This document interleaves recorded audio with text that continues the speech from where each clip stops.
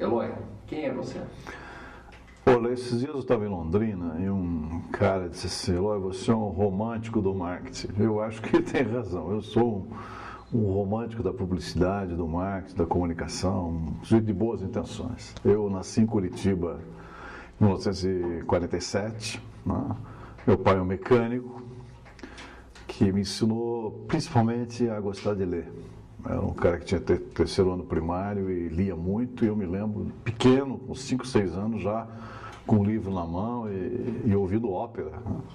Com meu pai. Eu daqui fui para Jacarezinho, morei 9 anos em Jacarezinho, onde na primeira infância tinha uma influência muito grande, a minha vida, assim, dessas influências dos paulistas e dos mineiros de Jacarezinho, e depois vim para Curitiba, caio no meio dos polacos, dos italianos, dos alemães. Houve um choque cultural muito grande na minha vida.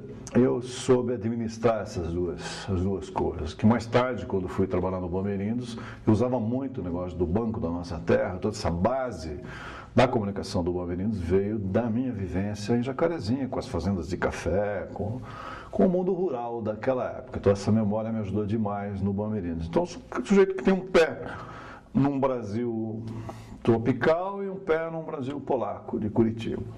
É mais ou menos o que eu me defino. Sempre um cara de boas intenções, sempre me envolvi em atividades comunitárias, além da conta. Eu uso muito aquilo que eu sei para ajudar os outros. Eu acho que é por aí. Eloy, no tempo do Bamerindos, o banco foi uma lenda do marketing brasileiro, né? Qual que é um caso assim que você acha que mais marcou? Eu acho que o Bamerindos, eu peguei o Bamerindos numa boa época. Eu sempre tive uma sorte de trabalhar em boas empresas, em boas épocas. Isso eu posso dizer assim, tipo um cara de sorte, né? Eu peguei o Bamerindos recém o seu Edson tinha assumido, do seu Avelino, e fiz toda a minha carreira junto com a carreira do seu Thomas Edson de Andrade Vieira, que foi o presidente do banco na época, numa época de grande expansão. Nós tínhamos assim, expansão gigantesca de abertura de agências sem parar o tempo inteiro. E ali no Bamerindos a gente inovou muito, porque teve outra questão sorte, que tanto o Sérgio Reis como o Eloy Zanetti, a gente definiu o que tinha que ser feito. E não tinha que ter comitê para decidir o que tinha que ser feito. A gente decidia a mídia, a gente decidia a mensagem, decidia tudo. O senhor Edson olhava e aprovava e a gente fazia. Então, tivemos a oportunidade de colocar boas ideias em prática dentro de um sujeito muito estrategista, que era o Sérgio Reis, super estrategista, e eu sou um cara que eu me considero um cara extremamente criativo, né? Então as grandes ideias do Bamerindos, a maior parte veio da minha cabeça, mas sempre fazendo um contraponto com o Sérgio, as duas coisas. Essa audácia do Sérgio de pensar grande, que eu não tinha isso, né? Fui pegar a audácia de pensar grande com o Sérgio, levei para o Boticário depois, que era uma empresa pequena, tímida, e levei tudo que eu aprendi do Bamerindos, eu levei para o Boticário e fizemos uma outra marca. Então a gente gerimos duas marcas. Mas antes do Bamerindos eu trabalhei com varejo, né? Eu em comunicação trabalhei em tudo, né? Fui veículo, fui agência, dirigi filme, dirigi anúncio, fui redator, fui tudo. Quando eu me dispus a trabalhar em comunicação, eu mesmo fiz um plano. Eu vou trabalhar em todas as áreas, até fotografia, você sabe, né? Eu vou trabalhar em todas as áreas para aprender. Então eu aprendi realmente. É difícil alguém me enganar na área de comunicação, porque eu sei o que o cara está falando. Então não me especializei, porque eu me preparei para o vestibular do ITA, que era o vestibular mais difícil naquela época, em 67, 68, eu me preparei para lá. Eu não tinha dinheiro para comprar livros. Se você for aqui na biblioteca a pouco, vai contar os livros do Bezerra, de matemática, você vai ver ticado assim. Eu resolvi os 700 exercícios do livro do Bezerra. Eu seria um engenheiro. Aí eu pensei, seria um péssimo engenheiro, né? Eu adoro isso, mas seria um péssimo engenheiro. Minha coisa é comunicação. Eu entrei como redator de propaganda na antiga equipe propaganda no dia 23 de dezembro de 1968. Quer dizer, o tempo inteiro eu queria lidar com a escrita, queria lidar com a palavra, queria lidar com a comunicação. Que é isso que eu faço hoje com muito gosto. Nunca tive um dia de ócio, um dia ruim na minha vida. Sempre foi uma coisa muito desafiante, sempre estou num desafio. Eu sou um cara, você sabe, eu sou curioso, você me chama para algum lugar, eu vou ver o que é. Esse seu lado caipira de viver e contar sempre o interior na comunicação das grandes empresas, como é que você coloca que uma coisa tão do interior dá tão certo nas corporações, nas grandes capitais? O brasileiro, ele é um caipira, nós somos um povo caipira, nós somos um povo interior. Eu, contando no Boticário, eu sempre pensava o seguinte: eu não posso dirigir uma marca do Boticário, que é uma coisa nacional, pensando como curitibano. Eu tenho que pensar o resto do Brasil, que eu domino realmente o resto do Brasil, eu conheço. São poucos caras aqui em Curitiba que sabem fazer marketing lá no Piauí, ou no Acre, ou no Amapá, porque eu já fui várias vezes para esses lugares. Então eu pensava o seguinte: o Brasil, a 100 quilômetros de Curitiba, é quente e moreno. Então eu tenho que pensar igual o cara de Ribeirão Preto, de Londrina, de Dourados, de Andradina, eu tenho que ir nesses lugares que eu tenho que ir. Então eu acho essa visão do brasileiro em si, de como ele é, isso me ajudou muito, porque eu também estudo muito. Eu estudei demais essas regiões para saber o que acontece lá. Como se você me perguntar do Rio Grande do Sul, talvez eu sei mais coisa do Rio Grande do Sul do que muito gaúcho, ou de Santa Catarina ou de Minas. Porque eu penso desse jeito. Isso me levou um dia a fazer uma campanha que você principalmente viu nascer, que é o Bicho do Paraná, né? E quando eu estava fazendo a barba, sempre os momentos de criatividade são esses momentos, ou no banheiro, ou fazendo a barba, ou tomando banho. Eu pensei, pô, se o paranaense assumir o caipira que ele é, seria uma boa coisa na busca da nossa identidade. Você tem que assumir que eu sou caipira, né? A partir daí tudo se abre, eu vou mergulhar nesse caipirismo. E o Bicho do Paraná nasceu justamente visando isso, a gente buscava uma identidade para o paranaense, que eu e o Sérgio buscamos isso há muito tempo. Você lembra dos documentários do Bamerinos, que você ajudava a divulgar, né? Ou você também, vários documentários, porque a gente buscava essa identidade, que eu desisti depois dessa identidade, quando vi que era uma bobagem. Nós não temos identidade, nós temos uma visão, uma visagem de coisas. O paranaense não tem identidade. Vai ter daqui 50, 100 anos, mas agora não tem. Então eu levei 30 anos perseguindo isso e depois eu vi que é falso, é uma busca inútil, né? Porque nós somos realmente caipiras, o paranaense é um caipira. Você acha que quando você ajudou a produzir aquele filme para os Bamerinos, gaúcho brasileiro por opção, certo, você acha que a sua visão traz um pouco da visão do gaúcho? Isso foi, não só o gaúcho, como o catarinense, o centro-oeste, tudo que a gente fez na época, mas o que a gente partia muito do princípio eu não sei nada disso. Então eu chamo alguém que vai me confirmar se eu sei ou não sei, né? Nesse caso, a gente chamou o Washington Novaes, que era um grande jornalista que fazia o Globo Repórter, fazia esses grandes... Washington, vem aqui, eu vou começar pelo Paraná, até chegar no Rio Grande do Sul. Estude esse estado e depois nos diga o que você acha do estado. E ele é aquele cara que a quadrilha no Rio matou, um jornalista famoso, me lembro o nome dele agora, que queimaram o cara lá. Tim Lopes, ele e o Tim Lopes. Então, só um trabalho com eles entraram no estado do Paraná, voltaram com um dossiê assim: Paraná é isso. Assim, confirmam que a gente pensou no Paraná, quer dizer, uma ótica de fora, né? Então a gente fez o primeiro grande documentário sobre o Paraná, foram 2 anos de filmagens, que é uma história fantástico aquele documentário. Nós fomos fazer o Rio Grande do Sul, né?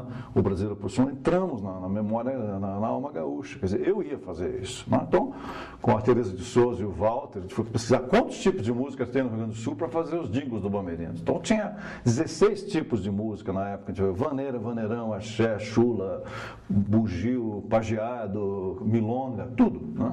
Então dali a gente escolheu fazer o comercial. A gente tinha tempo, dinheiro para fazer isso e principalmente uma coisa que eu aprendi que é muito forte em marketing é a elaboração do conceito. O conceito é tudo, né? Então eu vejo os publicitários hoje mergulhando muito raso na água, quer dizer, sai com uma ideiazinha legal e acha que é tudo legal. Não, a gente ia fundo mesmo na pesquisa, ia fuçar e ter ideia central. Enquanto não tinha ideia central, não trabalhava. Você pode pegar qualquer filme da nossa época, do Bamerinos, qualquer um deles, você põe no ar hoje, ele está atual. Porque houve um exaustivo trabalho de conceito. Né? E a gente ia atrás das pessoas para fazer isso. Né? Tinha dinheiro, mas também tinha criatividade, também tinha vontade de fazer e não tinha preguiça. Né? Você falou com a gente, se lembra, ninguém tinha preguiça, era um trabalho extenuante. Dá para definir isso como uma capacidade de relacionamento, né? Coisa que muitos profissionais em comunicação acabam tendo essa sensibilidade. Que isso hoje, até hoje, né? Até hoje, os relacionamentos que eu fiz, assim, em toda a minha vida, eu sou amigo de grandes escritores nacionais e internacionais, de grandes músicos, é o que vale, né? É o que fica. Se você pegar o telefone, eu quero falar com fulano de tal, eu convivi com o Drummond, com o Thiago de Mello, com grandes caras de cabeça que comprava o trabalho deles. Era uma maneira até de ajudar, né? Isso, aí tinha uma coisa do Eloy generoso, vamos dizer assim. Quer dizer, eu tentava ajudar as pessoas que precisavam. Eu encontro, às vezes, atores famosos, pô, lembra quando você me deu um terno? Você estava lá no Frisch, você, pô, eu não me lembro, mas se eu te dei um terno, está dado, né? Porque o cara não tinha nem um terno para se apresentar. Então, eu sempre usava essas empresas para fazer isso. Mas eu gostava muito de ajudar os poetas. Né? Então, o Mário Quintana viajava, eu dava dinheiro para ele viajar, e assim vai, tudo isso, né? Então, a maneira dessas empresas é construir a história dessas empresas. Né? Quer dizer, uma coisa que eu aprendi em Jacarezinho, assim, bem pequeno, quer dizer, a contação da história. Né? Tudo precisa de contar a história. Quer dizer, marca é um contar de história o tempo inteiro. O que a gente fez no Bamerindos? Criando história, contando história, criando história, contando história, criando história, contando. No Boticário é uma contação de história sem parar. Quer dizer, uma empresa quer construir uma marca, gerir, defender uma marca, invente história. E é o que a gente faz o tempo inteiro, e vocês foram parte dessa história. Né? A própria Fundação Boticário, você lembra o quanto foi difícil implantar este conceito, Fundação Boticário, e o quanto foi difícil a área do Salto Morato, que hoje é padrão mundial. Mas na época era uma coisa de visionário. Cara, assim, pô, eu cheguei um dia para o Miguel e disse assim, Miguel, vai entrar na mídia um negócio chamado meio ambiente e ecologia. Isso vai ser falado sem parar daqui para frente. Naquela época não se falava disso. Vamos ligar o nosso nome Boticário, que era uma coisa ligada à natureza, a uma ação de editores, que aí nasceu a ideia da fundação, que Peri participou da famosa inauguração do Salto Morato. Né? Então Você falou da fundação, né, da Fundação Boticário, do Salto Morato, e do seu relacionamento com grandes poetas do Brasil. E eu me recordo daquela vez que nós estávamos no helicóptero sobrevoando o Salto Morato com o poeta Thiago de Mello a bordo. Uhum. E ele virou para o câmera, que estava pendurado no helicóptero, e falou, menino, capricha bem nessa filmagem que eu vou fazer um poema para o seu filme. É verdade. Quero que você comente sobre aquele prêmio nacional desse filme. Existia um documentário sobre a Serra do Mar, sobre a Floresta Atlântica, feito por um engenheiro florestal, Milano, e um texto muito duro, floresta, ambrófila densa, não sei o quê. Eu disse, Milano, esse texto não está legal, cara. Ninguém vai se emocionar com um filme desse. Vamos fazer diferente? Mas como? Não sei. Ah? E um dia eu estou no aeroporto de Belo Horizonte e encontro o Thiago de Mello, que mora na Floresta Amazônica, mora no meio da Floresta Amazônica. Eu disse, Thiago, queria que você fizesse um texto para a Fundação Boticário falando da Floresta Atlântica, Floresta Serra do Mar, com os olhos de quem mora na Floresta Amazônica. Já vou te dizer de cara que a Floresta Atlântica é muito mais rica em espécies vegetais e animais do que a Floresta Amazônica. Não brinca, você vai ver, a hora que você for lá, você vai ver. E realmente é, né? Aí ele veio para cá, conversou com o Milano, a gente olhou todo o texto que tinha sido feito, ele foi para lá, ficou 4 dias na floresta, vivendo, e trouxe um texto maravilhoso, com a voz dele. É o mesmo filme, mas com emoção. Esses dias encontrei uma bióloga e disse assim, eu era estudante, vi aquele filme e aquilo me reforçou a minha carreira. É uma grande bióloga da TNC, disse que aquilo me fez a carreira. Porque eu vi aquele filme e me emocionei, quer dizer, é o jeito de contar a história, né? Quer dizer, usar essas pessoas, essa arte para contar a história. O marketing hoje, eu vejo, assim, está muito ligado nas coisas cartesianas, soma, multiplica, divide, subtrai. Só que arte e criatividade é que faz a diferença do marketing, de qualquer campanha. Né? Claro. É isso que vai fazer a diferença, é isso que vai ficar no imaginário das pessoas. É isso que eu procurei minha vida inteira fazendo esse tipo de coisa. Vamos colocar um pouco de arte, um pouco de criatividade, usando essas pessoas que nos ajudam a montar isso. Então, a minha carreira é em cima disso. A estatística é importante, mas a criatividade é o que faz, é o gol do Zico. É o gol do Pelé, é o gol do Sócrates, né?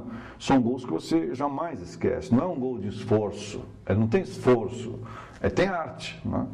É trazer para o mundo da comunicação, da propaganda, a arte. Esses dias o Emanuel Pablo Dias, que foi um amigo nosso, ele me alertou sobre um texto. Essa minha ligação com o mundo literário, com o mundo da arte, me permite hoje, com 62 anos, escrever sobre administração, sobre marketing, sobre comunicação, com viés literário, que pouca gente dessa área consegue.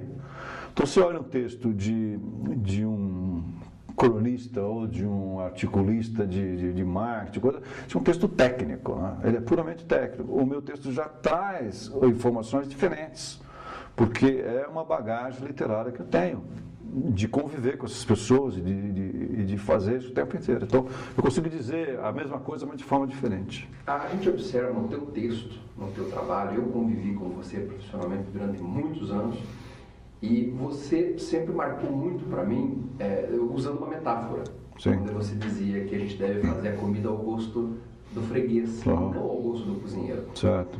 Quando você produz um texto, quando você está produzindo uma estratégia de marketing, você pratica Eu integralmente. sempre penso com a cabeça do outro, eu nunca penso com a minha cabeça. Aquilo eu saio, vou para a cabeça do outro. Mesmo assim, agora estou fazendo um trabalho muito grande com o mercado popular brasileiro. Estou entrando ontem tive uma reunião o dia inteiro, a tarde inteira com gente muito simples, lá em Campo Largo.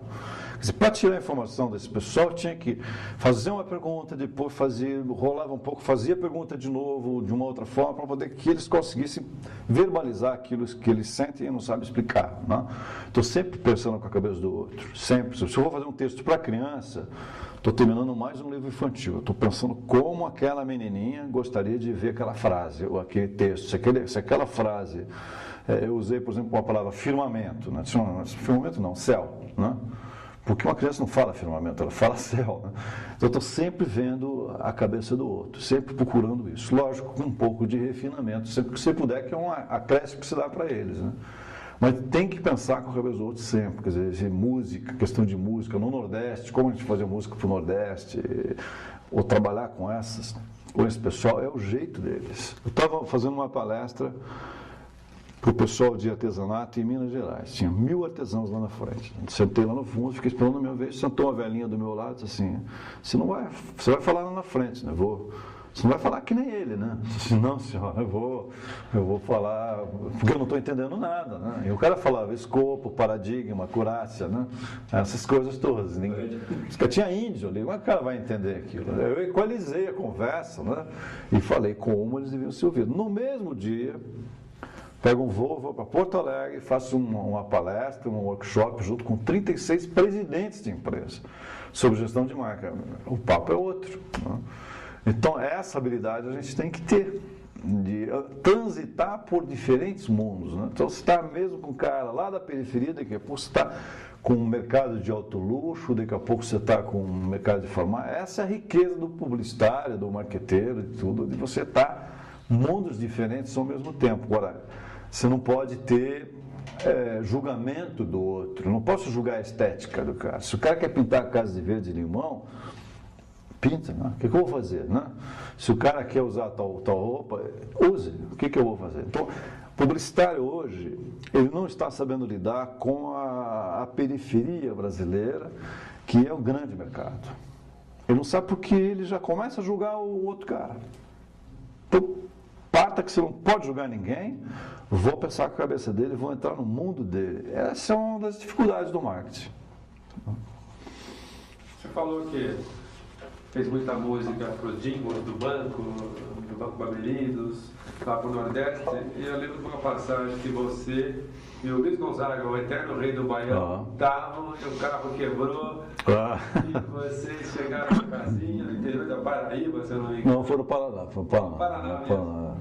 Mas é uma coisa que tem que contar. Não, essa história é muito gostosa, porque eu trabalhei muito com o Luiz Gonzaga. O Luiz Gonzaga é um cara muito simples, né? Ele tinha problemas de leitura, não semi-alfabetizado, e quando tinha que gravar comercial com ele de correção monetária, juros de correção monetária, a Tereza Souza ficava atrás da câmera correndo, imitando que estava correndo, para ele se lembrar que ele tinha correção monetária, porque não lia correção monetária. Né? Eu estava com campanha de erosão. Aí peguei o Luiz Gonzaga em Londrina, a gente foi numa cidadezinha, que eu não me lembro o nome, lá para o interior do Paraná, e aí o Luiz queria ir no banheiro. Aí paramos no meio de uma estrada rural, foi pedir para a mulher, você só pode emprestar o seu banheiro? Pois não, ela não viu que era o Luiz Gonzaga, que estava na casa dela.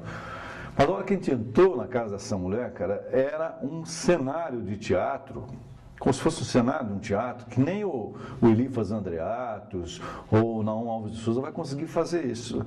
Porque ela pegou todas as coisas populares e foi misturando. O próprio Luiz Gonzaga, que é um cara muito do popular, quando ele abriu a porta, ele olhou e disse, opa, e voltou para trás. Que é isso aqui, minha senhora? O chão era de terra batida, cara. Agora, a decoração era toda feita com papel de cigarro, com não sei o que, com santo.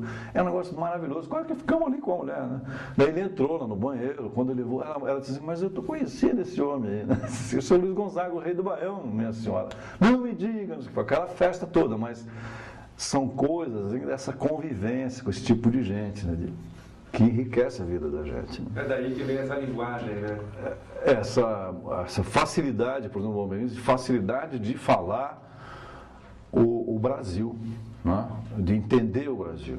Que aí eu vim puxando isso para o Boticário, para outras empresas. Eu trabalho muito com artesãos do Brasil inteiro, com o Sebrae, trabalhei com a dona Ruth Cardoso no programa de geração de emprego e renda para artesão. Eu converso com esses caras lá no Piauí, eu fico às vezes vendo televisão, passa uma cidadezinha, a Elisa diz assim, essa cidade, eu conheço, porque eu já fui, eu já participei da vida desse pessoal. Essa é eu tenho aquela teoria do Rio Atuba, né, que é preciso atravessar o Rio Atuba, o divisor entre Curitiba e o resto do mundo é o Rio Atuba, porque o mundo acontece acima do Rio Atuba. Para baixo tem pouca terra, né? Se você olhar no mapa, você vai ver que tem pouca terra. As coisas acontecem em cima. O César conquistou Roma quando atravessou o Rubicão. E as empresas paranaenses, curitibanas, têm que atravessar o Rio Atuba. Dá trabalho fazer isso. Né? Eu preciso estar São Paulo, Rio, Porto Alegre, tudo quanto é lugar. Né? Então tem que atravessar o Rio Atuba. Então, outra metáfora, o uso das metáforas, que é o uso da história. Né? Quer dizer, eu acho que é sempre a busca da metáfora. Como eu digo uma coisa por meio de outra. Né? Essa é a essência da comunicação. E muita comunicação, eu aprendi muitas vezes, assim, eu aprendi uma coisa muito forte sobre comunicação, eu uso muito isso, num sonho, cara. Estava em Portugal, trabalhando em Portugal, e sonhei, uma menina me apareceu, ele escreveu um negócio no quadro, eu olhei, assim, aí eu perguntei para ela, quer dizer que é assim? Disse, é assim, sim. A sutileza é a maior força da comunicação. Quer dizer, quando você, publicitário ou homem de marketing, consegue trabalhar a sutileza, você segura qualquer coisa. Que o varejão pode ser direto, né? Mas eu posso ser sutil no varejo também. Tive vários comerciais do Boticário, de varejo pesado, que é extremamente sutil. Você estava mostrando o produto, mostrando o preço, mas por trás da comunicação estava ali a relação vendedora de loja-cliente. Não sei se você se lembra de um guri que chegava, ele tinha patinha, ele escorregava, a mulher grávida. A maior força daquele comercial não era vender aquele produto, era dizer assim, nós te atendemos muito bem. Né? Isso ficou 2, 3 anos no ar. Né? Então essa busca da sutileza e da simplicidade da comunicação. É isso que ele tem que buscar. Muitos atribuem o sucesso ao tamanho do seu orçamento. Sim. Muitos. Certo? Hoje os grandes planos de marketing contemplam grandes verbas e aí se associam a grandes conquistas. Né? Uhum. Você acha que é possível, sim, se desenvolver um grande plano com pouco recurso? O plano nacional não, porque o nacional você precisa de grana, né? Você está falando de coisa. Mas quando eu entrei no Boticário, a verba do Boticário era R$600 mil ano. R$600 mil ano. Quando eu saí eram $25 milhões. Então, em 10 anos eu fiz crescer a verba. O que eu fiz, eu buscando verbas e buscando meios de dizer e aumentando vendas. E fazendo uma engenharia financeira de verba também. Quer dizer, naquela época eu criei um negócio chamado fundão. Como que eu criei esse fundão? Era uma coisa óbvia hoje, não? Mas falando de 15, 20 anos atrás. Quer dizer, eu ouvi dizer que um lojista do McDonald's no Texas, o McDonald's tinha uma verba de $300 mil por ano, uma coisa assim. Um cara disse, mas a gente vai se reunir vários lojistas e vão fazer um fundo. Fizeram um fundo, daqui a pouco, dali 3 anos, o McDonald's tinha uma verba de $12 milhões. Eu disse, vou fazer a mesma coisa aqui no Boticário, vou fazer, fora a verba normal, vou fazer um fundo. Levei 3 anos botando na cabeça dos caras, temos que fazer isso, ninguém queria fazer. Aí a turma de São Paulo disse, nós vamos fazer. Você lembra do daquela turma de São Paulo. Eles fizemos a metropolitana de São Paulo, pá, explodiu. Né? A turma do Rio também quer, de repente a gente fez o Fundão Nacional. Naquele ano, que foi o último ano que eu estive na empresa, o Boticário esteve na mídia televisão nacional todas as semanas. Todas as semanas, graças a uma engenharia de verba. Porque às vezes você vê assim, eu não tenho verba. Começa a conversar com as pessoas que a verba vai aparecer, porque às vezes um fornecedor, um cooperado, outro, às vezes ela aparece onde você menos espera. Então o marqueteiro ele tem que ter a estratégia da campanha, o conceito, né, do produto ou da campanha, eu tenho que ter uma estratégia de vender o conceito também, porque é mais difícil vender um conceito dentro da empresa do que fora da empresa. A questão da Fundação Boticário quase que melou. Eu tive sorte, de novo, né, porque eu ia apresentar, o Miguel tinha aprovado a ideia, a gente tinha até dinheiro para implantar, mas precisava do apoio de 20 e poucos distribuidores. Se eles não aprovassem, não ia ter. Foi uma reunião no Rochelle, uma coisa assim. No Rayon. Aí, eu estou saindo da minha sala, passo na mesa do Roger, tinha uma frasezinha assim: há pessoas que passam pela floresta e só vêm lenha para a fogueira. Leon Tolstói. Se queime uma transparência para mim disso aí. Na época era transparência. Pô, o que você vai fazer com isso? Eu não sei, mas queime, né? Queimou, pus na minha apresentação. Fui e fiz a apresentação da ideia da Fundação Boticário como alguma coisa que traria valores subjetivos à marca, sempre pensando em defesa de marca. Construir marca é muito fácil, defender marca é difícil. Né? Sempre ações de defesa de marcas. Como é que eu vou defender essa marca? Fundação era uma maneira de defender. Aí levei aquela apresentação, fiz a apresentação, cara de Florianópolis começou, como usando um termo curitibano, começou a buchar a ideia. Cara, que isso, proteger macaco? Eu quero é vender estileto. Proteger baleia? Eu quero é vender água fresca. Me traga um negócio para vender água fresca. Se eu fui ficando nervoso. Aí disse, olha, se vocês quiserem aprovar essa ideia, vai trazer valores subjetivos à marca. Senão, paciência, né? Mas antes eu quero mostrar a frase do pensador russo. Pus a transparência na máquina, joguei na tela e fui na mesa do cara. E cheguei e disse para ele assim: há pessoas que passam pela floresta e só vêm lenha para a fogueira. E fechei a reunião. Deu aquele branco em todo mundo. Eu fui bastante pesado no cara. Miguel, na hora do Coffee Weeks, pô, você pegou pesado com o cara. O cara não está entendendo o conceito. Foi aprovado. 5 meses depois, o cara veio me pedir desculpa. E foi um dos maiores defensores da Fundação depois. Quer dizer, vender conceito de marketing dentro de casa é muito difícil. É mais fácil vender lá fora. Então, hoje tem truques de você vender conceitos dentro de casa, que eu uso muito. Quer dizer, eu uso a frase do Tancredo Neves: primeiro a gente decide, depois a gente faz a reunião. Na época eu devia ter decidido antes, com ele, para depois fazer a reunião. Né? Então, é muito difícil, porque quando você tem ideias, você tem que vender as ideias. E aí eu vejo o publicitário um cara muito arrogante em vender ideias. Cada vez que você vê ideia com arrogância, o outro lado vem mais arrogante por cima de você. Então, simplicidade, se desarme, né? Não deu aqui, vai dar depois, né? Então, elaboração de grandes conceitos. Por exemplo, um conceito que foi clássico na propaganda brasileira, que é o tempo passa, o tempo voa e a proposta Bamerinos continua numa boa. Eu estava com o Sérgio Messi, agência, depois do expediente, e conversando com ele, disse assim: Sérgio, o que faz as pessoas ganharem dinheiro na poupança?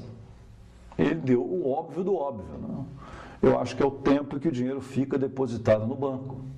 Vamos fazer uma campanha sobre o tempo? Vamos! E começamos a fuçar esse assunto. Né?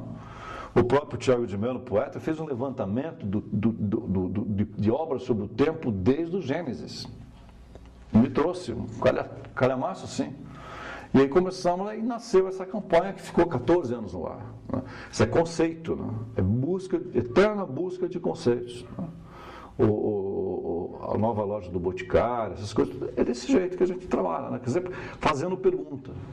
Eu acho que o marqueteiro, ele tem que estar eternamente criando história e fazendo pergunta. Eu sou assim, eu digo sempre brincando, sou um campeão de fazer perguntas idiotas. Quanto mais idiota, melhor é a pergunta. Chego às vezes para empresários, eu digo assim: vou te fazer uma pergunta completamente idiota. O cara se faz, eu jogo a pergunta. Do outro lado sempre diz assim: sabe que essa pergunta não é tão idiota assim? E aí vem a resposta: eu sei, porque a pergunta serve para destravar um pensamento travado. Né? Então é sempre essa eterna arte de perguntar. Você conviveu muito tempo com jornalistas, né? Eu gosto muito. Você foi sempre muito respeitado por jornalistas. Eu tive a minha oportunidade de conviver muito com eles. Você acha que essa tua capacidade de contextualização, ela vem dessa relação também, desse pensamento aberto, de tentar entender? Porque o jornalista... É um perguntador. Eu tive um orientador da minha pós-graduação que ele me dizia que as melhores monografias são aquelas que são revisadas por jornalistas. Certo. Porque o jornalista consegue dar uma interpretação mais clara. Crítica, clara e crítica. E mais inteligível, mais clara. Você acha que fruto dessa tua relação... Eu tenho uma vocação secreta, quer dizer, eu no fundo, se pudesse começar de novo, eu seria jornalista, não seria publicitário, nem cara de marketing, nem nada. Eu sempre quis ser jornalista, eu sempre quis ser editor. Tanto que eu trabalhei com alguns caras, assim, o Goulart de Andrade, que a gente fazia os programas do Vem Comigo na área de meio ambiente com ele. Ele disse assim, o Eloy é um editor refinado. Porque eu consegui passar ideias de coisas para eles. Eu, às vezes, passo muita matéria para amigos jornalistas assim, por que você não faz isso, não faz aquilo? Essa seria minha vocação secreta, ser um editor. Então, não consegui ser, mas aí eu fico com essas amizades com jornalistas que eu tenho com muitos, não só aqui, como São Paulo, Rio, vários jornalistas, em Porto Alegre, tenho grandes amigos jornalistas, a gente senta para discutir. Os jornalistas são pessoas muito inteligentes e os jornalistas veem o pessoal de marketing com um certo rancor, com certa mágoa, né? Esses caras ganham dinheiro, ficam manipulando as pessoas e usam a gente, né? Mas o jornalismo empresarial, do qual faço parte da diretoria da Beja há mais de 10, 12 anos, eu sempre estou alertando os amigos jornalistas, cara, vai para o jornalismo empresarial, você vai ganhar dinheiro, paga melhor, treina melhor, né? Tem mais mordomia, esses caras todos, vá para lá, e tem muitos foram. Tem alguns indo agora, volta e meia me ligam, pô, como é que eu faço? Não sei o quê. Porque o jornalismo empresarial trabalha melhor. Mas é uma profissão difícil, eu sou casado com uma jornalista atualmente, né? E ela que revisa meus textos, né? E às vezes ela mexe em coisas que eu disse, não pode mexer nisso aqui. Mas é o viés jornalístico dela, aí eu tenho que dar uma devorteada, assim, não, porque o meu texto é mais publicitário, então tem que ter essa... Ou seja, você conviveu com jornalistas e num período em que esses profissionais se formaram, que não existia universidade. Não tinha. Aliás, eu estudei jornalismo até o 2º ano. Né? Eu brinco e falo para alguns alunos assim, eu segui a máxima do Mark Twain, né?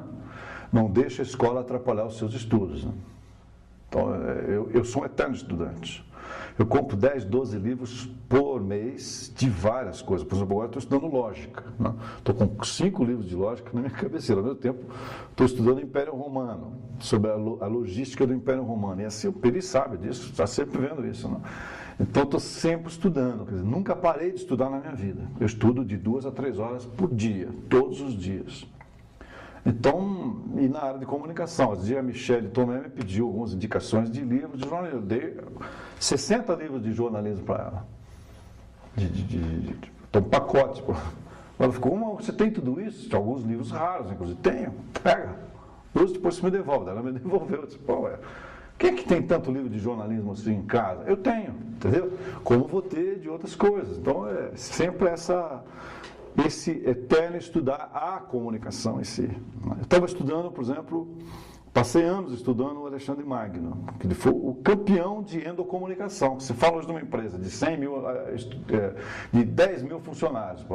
Endocomunicação, aí tem e-mail, tem Twitter, tem blog, tem não sei o que. Os caras não tinham nada disso e faziam essa comunicação. Estudando o Alexandre, o processo de trabalho dele, como é que ele se comunicava com todo mundo, tudo isso. Aí o Paulo Nassar tem um grande doutor na USP, estudando o mesmo assunto. Senhor, cara, peraí, essa fonte aí é minha, né? Aí ficamos amigos, trocamos informações, ele fez o livro dele, eu fiz o meu, sobre o Alexandre Magno e sobre a comunicação no Império Romano. Quer dizer, quando se fala em sutileza de comunicação, esses caras são muito melhores do que a gente. Você pega uma moeda romana, está ali o César ou o Augusto de um lado, do outro lado você tem uma divindade. Ou é o Netuno, o rei do mar, ou é o fundador de Roma. Para quê aquilo? Aquilo é pura comunicação. Quando você olha aqui, o imperador se olha do outro lado, ele está ligado a uma divindade. Isso é comunicação. Isso é sutileza de comunicação. Então, essas pequenas sutilezas que formam a grande comunicação, que aí você não escapa. Do varejão você escapa. Agora, disso aí você não escapa. Como é que a blindagem que fizeram com o presidente Lula de um sujeito que a gente chama de autoridade afetuosa? Isso foi construído, cara. Sutilmente construído. Agora, como é que você tira isso dele? Não tira. Então, eu acho que a comunicação ela está ficando assim, em alguns setores, tão névoa, tão subjetiva, que fica às vezes difícil você explicar para o empresário o que você tem que fazer para aquela marca. Então, eu tenho que pegar a minha comunicação, o meu jeito de trabalhar, condensar mais, deixar ele mais palpável para o outro cara entender. Daí o outro cara entende, daí você volta e faz como tem que ser feito. É igual o nosso amigo Célio, o ilusionista. Faça o barulho com uma mão e faça a mágica com outra. Muitas vezes tem que fazer isso, porque o outro lá não entende. Há um universo cartesiano muito forte, mas isso não cria marca, isso não entra na cabeça das pessoas. Eu preciso contar a história o tempo inteiro. Toda grande marca é uma contação de história. Eu analisei para a Universidade de Estácio de Sá, 100 marcas, para um curso que eu dei lá para eles. Todas essas marcas têm histórias. Todas. Como é que eu crio essa história? Você acha que o paranaense é um mau contador de histórias? O paranaense é um mau contador de história. Não conta a história do seu estado. É um estado riquíssima história. Riquíssimo. Cara. O gaúcho, o mineiro, o baiano, conta muito mais. O paranaense não, a Guerra do Contestado tem milhares de histórias. Colonização, qualquer uma. Pode pegar os polacos, os ucranianos, os italianos, qualquer uma delas tem histórias fantásticas. No norte do Paraná tem bilhões de histórias para você tirar dali. Não temos um escritor regional, tem o Pellegrini falando alguma coisa, o Miguel Sanches Neto falando outra. Não tem filmes, não tem livros, é muito pouco. Pelo potencial, a gente podia pôr 100 caras trabalhando, o tempo inteiro não ia desencavar todas as histórias do Paraná. E o Paraná não conhece a história. Se eu perguntar assim, Companhia Mate Laranjeira, de cada 10 pessoas, 10 não sabem o que foi. Quer dizer, ali tem um universo de histórias gigantescas. Reduções jesuíticas do Guairá, ninguém sabe. Né? Toda essa ocupação, então nós temos assim, eu vejo hoje a RPC fazendo esses programas domingo à noite, tem um pouquinho de história ali já começa a contar a história, mas muito raleiro, assim, com um pouco de policiamento sobre os temas, né? Mas a gente poderia ter muito mais história para contar, mas a gente ganha de longe, cara. O Paraná teve uma alta taxa de mortalidade de marcas, né? É. Começar pelo próprio Bamerindos. Sim. Move claro, prosdóximo. Aí vai, né? E isso foi mais presente aqui no nosso estado. Você acha que isso tem a ver com conservadorismo? O paranaense é um negociante. Não? O paranaense, se vamos pegar da novela das 8 e das castas, nós somos a casta do negociante. Não? O que eu vou ganhar com isso? Não? Ele não é guerreiro. Tem um filme agora que fizeram sobre a história do Paraná, O Preço da Paz, que você vê diretamente, os gaúchos tiveram tomando conta, quanto é que você quer para não me incomodar, ir embora. Né? E juntaram o ouro da cidade e entregaram para os caras para não brigar, o Paraná não briga. Né? Então ele não é político, não é da casta superior política ou a casta dos mestres, dos professores. Porque o Paraná não deu nenhum presidente da República. Em Minas dá, Rio Grande do Sul dá, São Paulo dá, que é essa casta. Né? Então nós somos negociantes, só isso. Nós somos aqui para ganhar dinheiro. Mesmo assim ganhamos mal. Né? O Paraná é um estado muito tímido. Sempre foi tímido. Um estado muito tímido. Eu acho o Paraná um dos estados mais bonitos do Brasil. Se andar por dentro do Paraná e se andar por outros estados, como a gente anda, o Paraná é um estado muito bonito. O que é o centro do Paraná? Campo Mourão, aquela região de Pitanga, Turvo, Guarapuava, é lindo. O Paraná é um estado lindo. A gente não sabe vender isso. Nós só somos um povo muito tacanho. Né? Eu gosto de bater em curitibano, porque eu sou curitibano, às vezes minhas crônicas sobre curitibano, os caras ligavam para mim, pô, que esse cara está pensando que é assim, mas eu faço isso para provocar os curitibanos, a sair da toca. Né?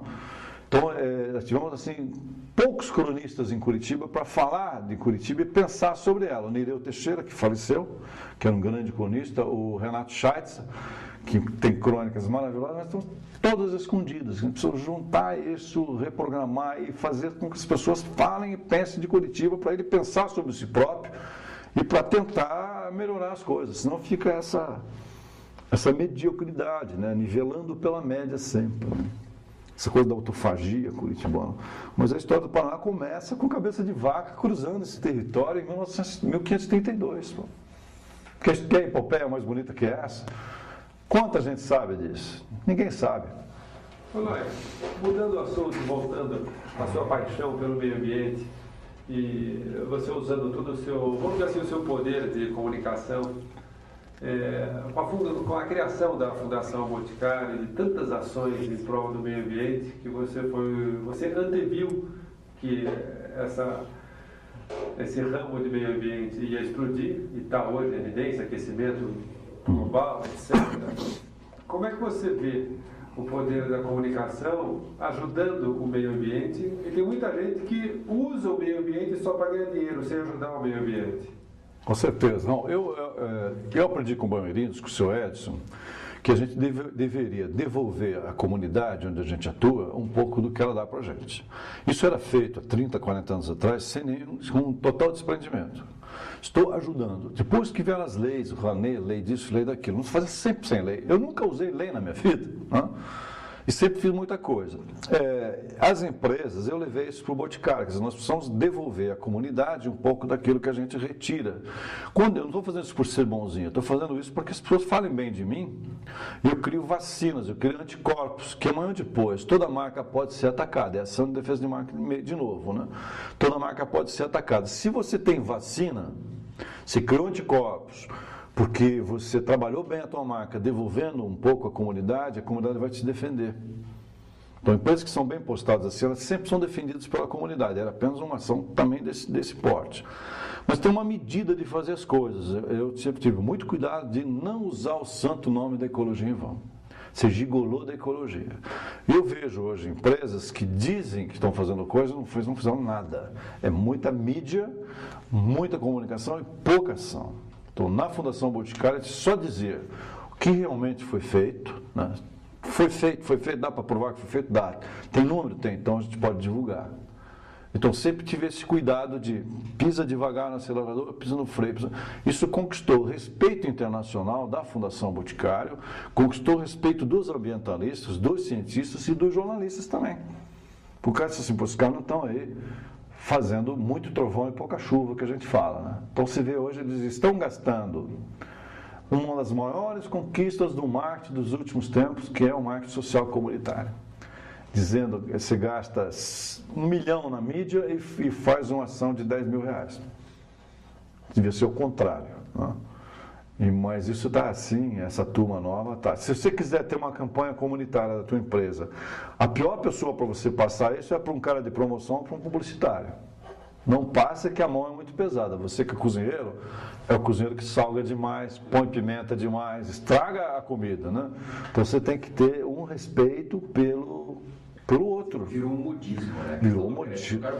Virou um modismo. Recentemente uma declaração do Clóvis, presidente da SPVS, dizendo que, através desse modismo, graças a esse modismo, houve uma proliferação muito grande de árvores na Serra do Mar, por exemplo, que não são naturais de lá e que elas acabam com a vegetação que são naturais de lá. Com certeza. Quer dizer, é um equívoco. Plantio de árvore é uma bobagem de fazer assim, desse jeito, né? Agora, o marketing ele tem que estar no centro das grandes decisões de uma corporação. Ele é um componente importante. Se o marketing for um mero departamento e não interagir com as áreas financeiras, área estratégica, área de meio ambiente, se departamentalizar demais, você corre o risco de fazer coisas... É que nos últimos tempos, as empresas foram dominadas pelo pessoal de finanças. Os meus stakeholders, né? Como diz um amigo em São Paulo, os seguradores destaca, né? Debochando desse negócio, né? Quer dizer, preciso cumprir metas a cada 3 meses. A tirania dos financeiros destruiu muita parte de marcas de empresas. As empresas não conseguem mais construir marca. Então, assim, a tirania dos financeiros, que tem que explicar tudo o que eu vou fazer. Como é que eu vou explicar uma contação de história, que é uma coisa subjetiva, para um financeiro que pensa que 2 mais 2 é igual a 4? Não tem como explicar. Se eu tiver que explicar, então eu nem vou fazer, né? Então tem que passar por cima dele. Não, está tudo na mão do financeiro. Daí começa.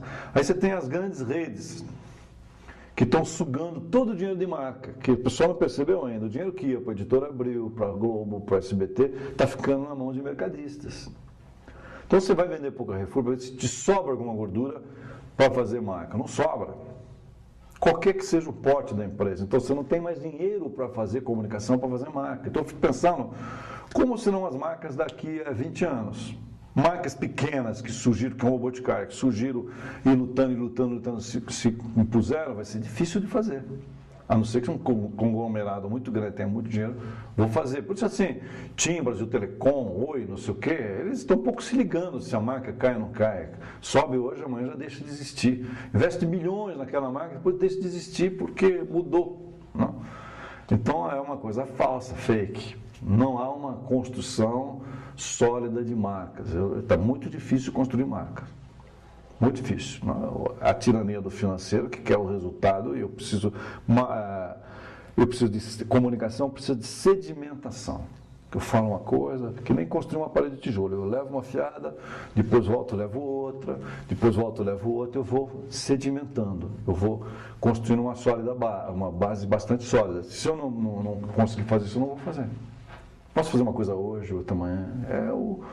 De novo, a marca é um desenrolar de história. A princesa Sherazade contando história para o príncipe toda noite e amarrando uma na outra. Se você pegar tanto o Bamerindos como o Boticário da minha época, qualquer peça publicitária nesses 10 anos de Boticário, você vai ver que deste ano tem a ver com 2, 3 anos atrás e tem a ver com 2, 3 anos na frente. Ela nunca ficou sozinha, isolada. Sempre há uma amarração. Ela é diferente, mas ao mesmo tempo ela deixa um pouquinho ela resgata um pouquinho do passado e joga para o futuro. Então, essa amarração que se faz o posicionamento. Cara, porra, promoção que a gente fazia, lembra de uma promoção com gibi, eram umas meninas que dançavam e ninguém sabia que era Boticário nos shoppings. Quando a menina rodava a saia, que aparecia Boticário embaixo, lembra disso? Eu falei, só podia ser do Boticário.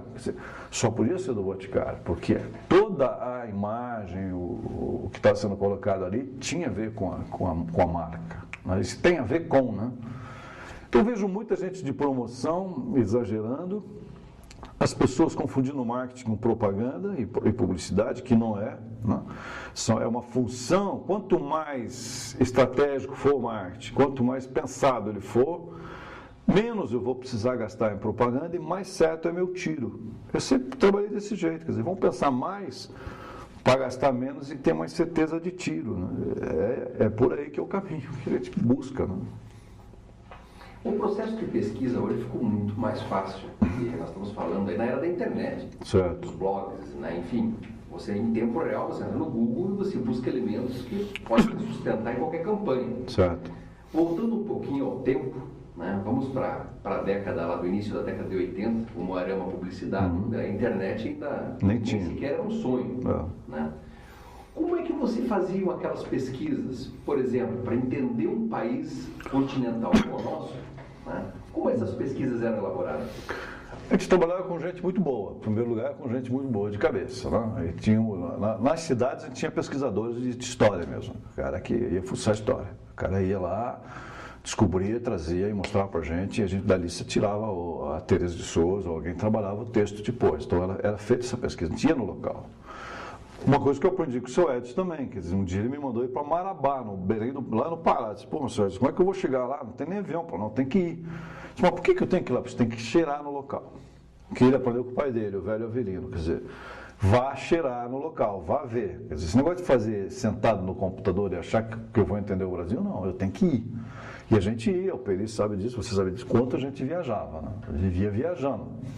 Para fuçar as coisas. Às vezes vou de carro, preciso ir. Fui esse dia para Cascavel de carro, 6 horas de viagem. Não tinha voo, fui, não tem problema, não tenho preguiça nenhuma de ir, vou e volto. Né? Que preciso ver no local. Então a gente tem que ver no local. Não dá para fazer marketing sentado no computador vendo o Google. Tem que conversar com a pessoa. Porque às vezes você conversa com a diretoria, é uma informação. Você conversa com os vendedores, é outra. Você conversa com o pessoal de suporte, é outra. Você conversa com o cliente, é outra. Às vezes do cara mais humilde que vai surgir a melhor ideia. Não é o que a diretoria diz, nunca corresponde com o que o pessoal fala lá embaixo. Eu faço muito workshop com vendedores, é sempre assim. Aí eu confronto, ó, teus vendedores estão dizendo isso de você. Né?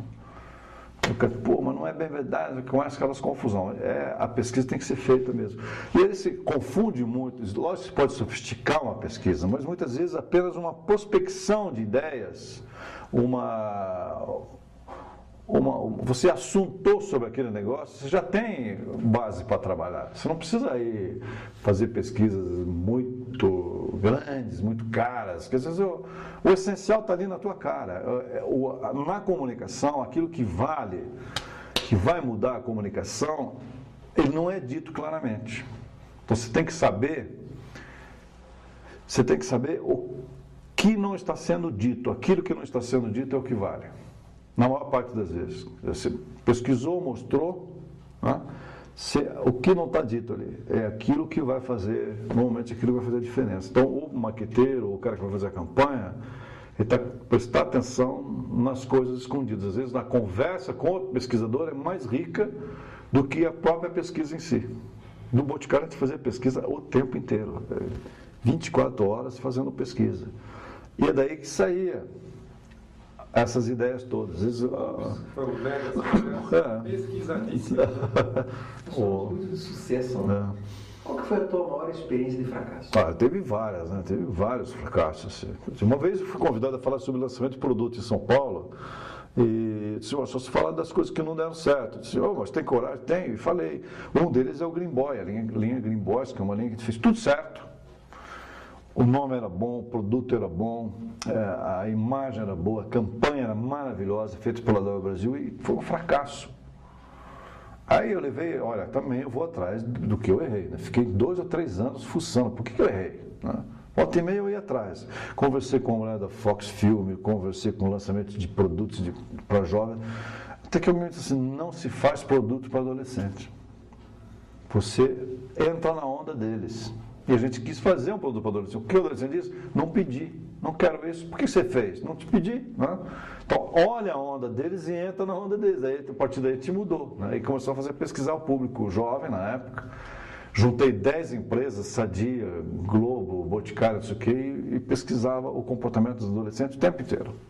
E dizia, o pessoal de shopping está fazendo assim, o pessoal de rua está fazendo assim, o skatista está fazendo isso, fulano está fazendo isso, e nos contavam, a gente monitorava e deu certo. Aí entrou Ops, entrou Marcherie, entrou um monte de coisa. Mas às vezes a pesquisa é mais, eu vejo assim, muitas vezes, é você conversar com as pessoas, escutar as pessoas. Então, quando você não escuta, não adianta, eu tenho que escutar. Né? Talvez seja um dos segredos da comunicação, é mais ouvir do que falar. Né? O sucesso. E sucesso, campanha de sucesso? Eu acho que teve muitas campanhas de sucesso, muito. Eu acho que, olha, aqui no Paraná, o Bicho do Paraná é uma campanha que me dá muita alegria, porque ela mexeu com os brios do paranaense, o senso de pertencimento do paranaense. Né? O filme do Paranaense na Nossa Terra. Teve vários sucessos. Assim. Bomerins teve muito, Boticário também. Durante 10 anos que estive no Boticário, o Prêmio Abril era um prêmio entre 6 mil anúncios, dos 6 mil escolhia 20. Durante 10 anos, dos 20, a gente pegava 2 ou 3. Todo ano a gente foi premiado. E uma campanha que eu gosto muito, que eu criei, foi o Cheiro da Floresta Queimada. Foi no Eco Rio, na revista Veja, se abria, estourava o cheiro e ficava o cheiro de floresta queimada dentro da sala. Eu tive essa ideia, tentei implantar, não deu certo, que ficou muito caro. Um dia eu estava conversando com o Thomas Souto Correia, acho que Thomas Souto Correia da Abril, e contei essa ideia para eles. Vamos fazer. Disse, mas não deu porque a tua turma inviabilizou, o custo ficou inviável. Disse, não, vamos fazer. Daí, a partir daí, a gente fez a campanha. Então, teve vários casos assim, e as próprias marcas, né, que estão até hoje, quer dizer, Bomerins é uma marca que continua top of mind, as pessoas não dizem eu vou no HSBC, dizem eu vou no Bomerins, vai continuar durante muito tempo, né, uma estrela que apagou e a luz está brilhando ainda. Né? Quais são suas considerações finais, Eloy, nesse bate-papo? Eu acho que, termos pessoais, eu acho que eu escolhi a profissão certa num bom momento. Tive sorte de trabalhar em boas empresas, com bons empresários que me deram esse suporte. Né? E fiz grandes amigos durante esse tempo todo, pouquíssimos inimigos. Né? Mas foi sempre um prazer trabalhar com comunicação, porque isso me satisfaz. Quando eu vejo uma peça bonita dos outros, eu fico com inveja, porque o cara teve aquela ideia. Mas quando eu vejo uma peça minha, bonita, que as pessoas falam, eu fico... Realmente, como diz o Shakespeare, nossos elogios são nossos salários. Né? Então, eu sempre tive salário de elogio.